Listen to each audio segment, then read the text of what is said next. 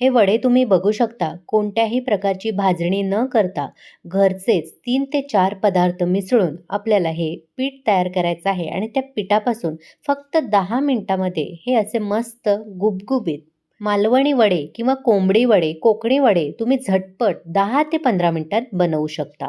नेहमीप्रमाणेच साधी सोपी पद्धत आहे. अगदी कोणालाही जमेल इतकी साधी. मी दाखवणार आहे त्या अचूक प्रमाणामध्ये तुम्ही जर हे वडे तयार केलेत आणि काही टिप्स वापरल्यात तर अजिबात तुमचे वडे तेलकट तयार होणार नाहीत. शिवाय प्रत्येक वडा अगदी फुग्याचप्रमाणे फुगला जाईल आणि या वड्यांचं आणखी एक वैशिष्ट्य ते म्हणजे हे जरी आपण बिना भाजणीपासून वडे बनवणार असू तरी जसे भाजणीचे मालवणी वडे असतात अगदी त्याच वड्यांची चव या वड्यांना सुद्धा कशी येईल ह्याची साधी सोपी पद्धत मी तुम्हाला सांगणार आहे. चला तर मग फार न वेळ घालवता आतून पोकळ अजिबात तेलकट न होणारे मालवणी वडे झटपट कसे करायचे ते पाहूयात. नमस्कार, मी प्रेषिताच किचनमध्ये तुम्हा सर्वांचे पुन्हा एकदा खूप खूप स्वागत करते. झटपट मालवणी वडे बनवण्यासाठी सर्वात आधी गॅसवर मी एक कढई ठेवली आहे आणि त्यामध्ये ज्या कपाचा किंवा वाटीचा वापर तुम्ही करणार आहात त्यानेच आपल्याला सर्व साहित्य मोजून घ्यायचे आहेत. तर एका कपाचा वापर करून पाव कप एवढी आपल्याला उडदाची डाळ घ्यायची आहे. उडदाची डाळ ह्यासाठी घ्यायची आहे ज्यामुळे वड्यांना एक चिकटपणा येतो आणि वडे चांगले बराच वेळ खुसखुशीत आणि मऊसूत राहण्यास मदत होते. त्याचप्रमाणे व्यवस्थित टम्म फुगलेले तयार होतात. यानंतर आपल्याला ह्यामध्ये काही खडे मसाले घालायचे आहेत. तर इथे मी एक मोठा चमचा भरून धणे घेतले आहेत. सोबतच 1 चमचा बडीशेप आणि 1 चमचा भरूनच मेथी घालायची आहे. अर्धा चमचा भरून जिरे सुद्धा घालायचे आहेत. सोबतच 1 चमचा भरून काळी मिरी सुद्धा घालायची आहे.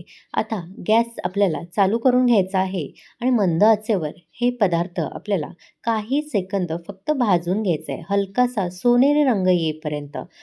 काही सेकंदातच ह्याचा रंगसुद्धा बदलायला सुरुवात होईल आणि ह्यामधून एक प्रकारचा सुगंधसुद्धा बाहेर पडायला सुरुवात होईल. इथे बघू शकता उडदाची डाळ हलकी सोनेरी रंगावर भाजली गेली आहे. म्हणजेच आपले सर्व पदार्थ इथे भाजले गेले आहेत. आता लगेचच गॅस बंद करून घ्यायचा आहे आणि हे सर्व जिन्नस आपल्याला एका वेगळ्या ताटामध्ये काढून पूर्णपणे गार करून घ्यायचे आहेत. यामध्येच ठेवायचे नाहीत, नाहीतर करपण्याची शक्यता असते.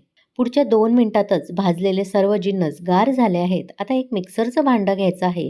त्यामध्ये हे सर्व पदार्थ आपल्याला घालायचे आहेत आणि बारीक आपल्याला याची पावडर करून घ्यायची आहे. जितकी बारीक करता येईल तितकी करून घ्यायची.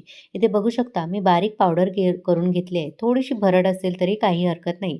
फक्त उडदाचे दाणे किंवा मोठे असे धण्याचे दाणे यामध्ये राहता कामा नये याची काळजी घ्यायची. आता इथे मी एक ताट घेतलं आहे आणि ज्या कपाने आपण उडदाची डाळ मोजून घेतली त्याच कपाचा वापर करून 3 कप एवढं इथे मी तांदळाचं पीठ घेतलं आहे. नेहमी आपण जे भाकरीसाठी घरात उपलब्ध पीठ असतो त्याचाच वापर केला आहे.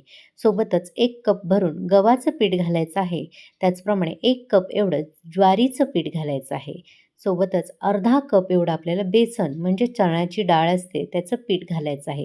हे सर्व पिठं आपल्या घरातच उपलब्ध असतात त्याचाच आपल्याला वापर करायचा आहे. बस आपल्याला एवढीच 4 पिठं लागणार आहेत. आता ह्यामध्ये लगेचच आपण जी तयार केलेली उडीद डाळ आणि मसाल्यांची पावडर आहे ती संपूर्ण यामध्ये मिसळून घ्यायची आहे. सोबतच साधारण अर्धा चमचा भरून इथे हळद घालायची आहे ज्यामुळे वड्यांना खूप सुंदर रंग येतो आणि चवीनुसार मीठ घालायचं आहे.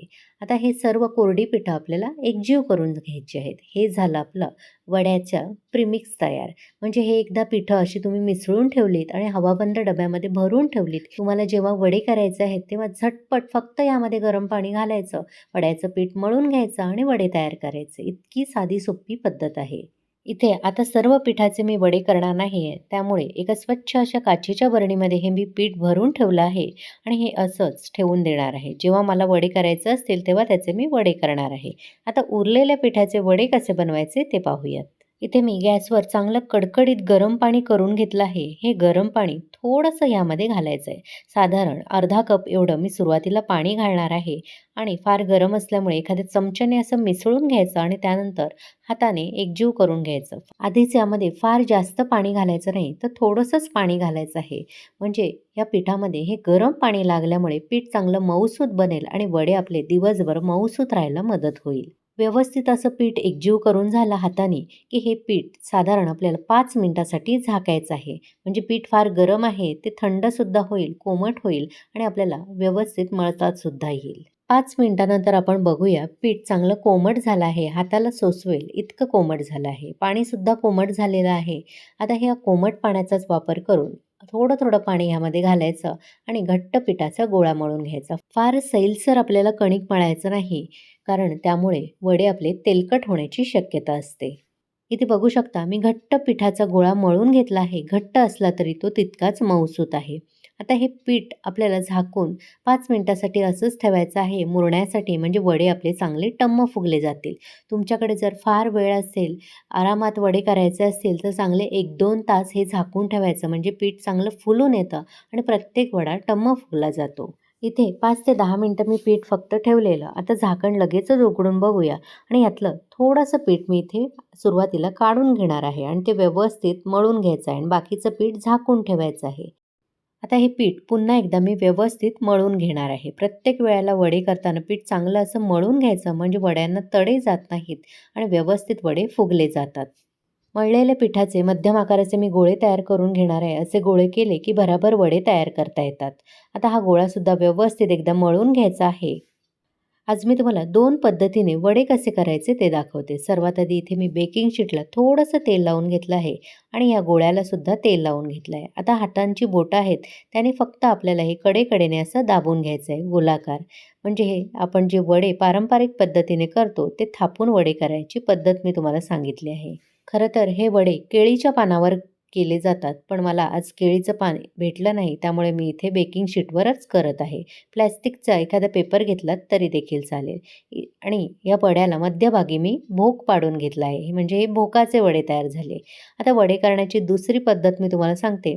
प्रत्येक गोळा असा मळून घ्यायचा सुरुवातीला, त्यानंतर थोडंसं तेल लावून घ्यायचं आणि आता आपण हे वडे थापून किंवा लाटून न करता एक अशी प्लेट घ्यायची आणि ही प्लेट ह्यावर अशी फक्त घट्ट दाबून घ्यायची आहे आणि लगेचच काढून घ्यायची. इथे आपला वडा तयार आहे. म्हणजे न थापता सुद्धा आपल्याला अशा पद्धतीने झटपट वडे तयार करू शकतो. तुम्हाला जी पद्धत योग्य वाटेल त्या पद्धतीने वडे तयार करू शकता.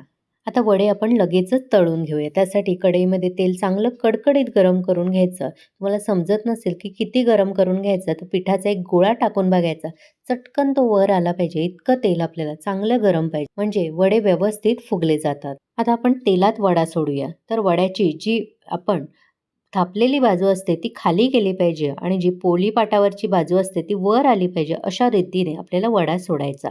गॅसची आच आपल्याला मध्यम ते मोठीच ठेवायची आहे. बघू शकता अजिबात मी झारा लावला नाही तरीसुद्धा वडा कसा टम्म फुगून वर आला आहे. एकदा वडा असा फुगून वर आला की लगेच उलटवून घ्यायचा आणि दुसऱ्या बाजूने सोनेरी रंग येईपर्यंत तळून घ्यायचा.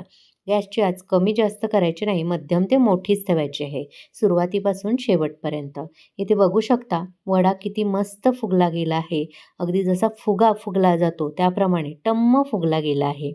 आता पूर्णपणे तेल निथळून घ्यायचं आणि लगेचच हा वडा काढून घ्यायचा. एखाद्या टिश्यू पेपरवर काढून घेऊ शकता, म्हणजे उरलेलं तेल असेल ते सुद्धा निघून जाईल. आता मी तुम्हाला भोकाचा वडा सुद्धा तळून दाखवते. गॅसची आच मध्यम ते मोठी ठेवायची आणि इथे बघू शकता अजिबात झारा न लावता लगेचच वडा कसा टम्म फुगून आला आहे.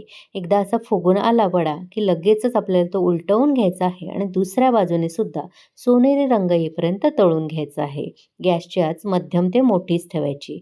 आणखी एक महत्त्वाची मी टीप तुम्हाला इथे देईन, ती म्हणजे सारखा उलट-पालट वडा करायचा नाही. नाहीतर तो तेलकट होण्याची शक्यता असते आणि मंद आचेवर अजिबात करायचा नाही. एकतर वडे फुगणार नाहीत तसे आणि फार तेलकटसुद्धा होतील. दुसरा वडासुद्धा बघू शकता किती मस्त फुगला गेला आहे. अजिबात तेलकटसुद्धा झाला नाही. एक-एक करून मी सर्व वडे तळून घेत आहे. तरी सुरुवातीचे वडे तुम्ही बघू शकता अगदी फुग्यासारखे टम्म ते फुगून राहिले आहेत. अजिबात नरम पडत नाहीत किंवा दबले जात नाहीत. अशाच पद्धतीने उरलेले सर्व वडे एक-एक करून मी तळून घेणार आहे. तुम्हाला माझी आजची वडे बनवण्याची झटपट आणि साधी सोपी रेसिपी कशी वाटली? आवडली असेल तर एक लाईक करा. जास्तीत जास्त लोकांना शेअर करा. प्रेषिताच किचनला सबस्क्राईब करायला विसरू नका. नोटिफिकेशनचं ऑलचं बटन दाबा, जेणेकरून माझ्या अशाच सर्व रेसिपी तुम्हाला लगेचच पाहता येतील. इथे मी सर्व वडे सोनेरी रंगावर तळून घेतले आहेत. सर्वच्या सर्व वडे मी तळून घेतले तरीसुद्धा बघू शकता एकही वडा दबला गेला नाही. नाही. एवढ्या वेळामध्ये किती ते गुबगुबीत तसेच्या तसे राहिले आहेत. हा वडा मी तुम्हाला हातावर चोळून सुद्धा दाखवते आहे. बघा, अजिबात तेलाचं कुठेही अंश तुम्हाला दिसत नसेल. आतून सुद्धा तोडून दाखवते. आतून सुद्धा बघू शकता किती कोरडे झाले आहेत. अजिबात तेलकट एकही वडा झालेला नाही. मी सांगितलेल्या पद्धतीने आणि अचूक प्रमाणात काही टिप्स वापरून तुम्ही सुद्धा असे झटपट वडे करून बघा आणि कसे झाले ते कमेंट करून मला नक्की कळवा. चला तर मग पुन्हा भेटू अशाच मस्त, स्वादिष्ट, भरपूर टिप्स आणि एखाद्या नवीन रेसिपीसह. धन्यवाद.